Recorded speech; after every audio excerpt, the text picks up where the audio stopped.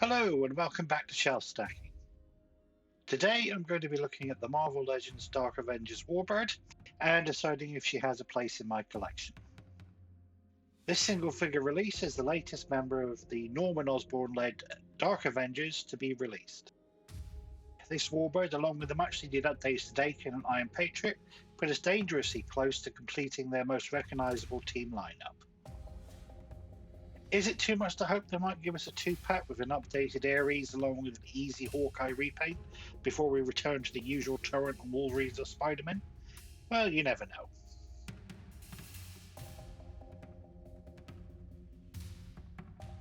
Given the nature of the character, a villain with similar powers masquerading as an Avenger, it's no great shock that this figure is essentially a reused repaint of the Warbird released just last year. That makes this the latest pinless and fully articulated female body, which I hope becomes the standard going forward. They share head sculpts and accessories, but the face printing on the latest figure is just a little bit sharper, with features better painted and defined. Face sculpts in general for Marvel Legends have improved immensely over the last few years, and Hasbro's face printing continues to impress.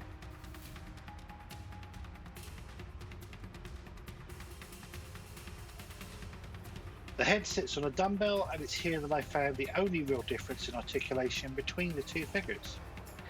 The original has a dumbbell with a disc, while the newer figure has a dumbbell with an additional neck overlay instead. The scarf obscures the neck and restricts articulation, so maybe that is the reason for the change. The head sculpts from both Warbirds are identical, so if you have any preference, you can swap between them, but the skin tones are slightly different.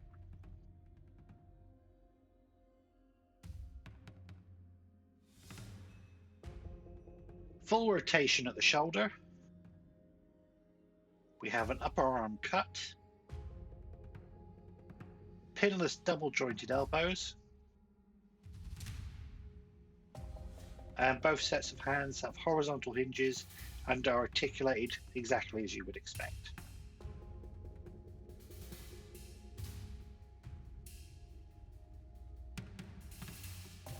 The body has an upper diaphragm that allows forward, back, and lateral movement. It also has a crunch at the waist, so the forward and backward tilt is excellent.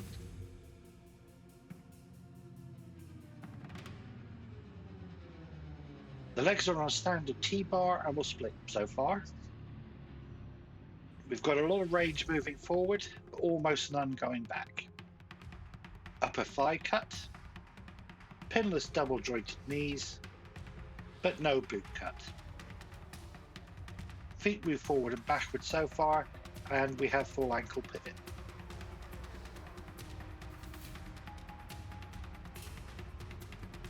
The figure comes with an alternate head sculpt, an alternate pair of hands, although the splayed fingered hands do seem a little oversized. Two very familiar wraparound effect pieces in yellow.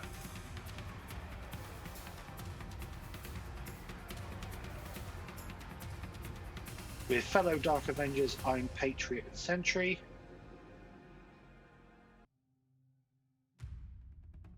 Ares and Hawkeye,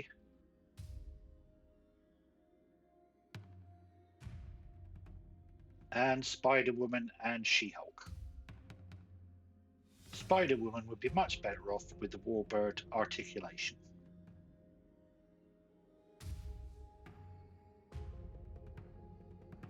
When I started collecting again in 2016, I did not have anything resembling a plan beyond collecting a few Marvel characters I used to follow. Somehow, and with bewildering speed, I was picking up new and older Marvel Legends, Black Series and G.I. Joe Classified on a regular basis, as well as a few of just about anything else that caught my eye. Very quickly, what I had was not so much a collection, but a horde of action figures. Most of which spent, if they were lucky, a couple of months on the shelf, before being consigned to storage in a separate and equally fast-growing collection of plastic bins.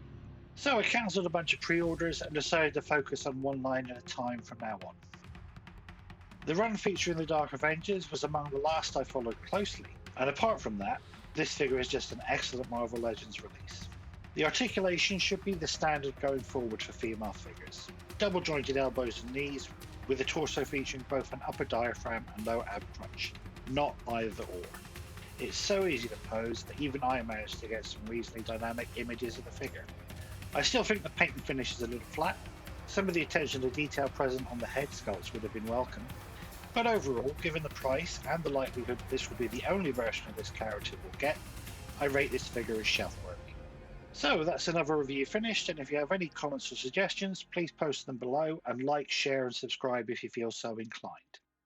Goodbye until next time.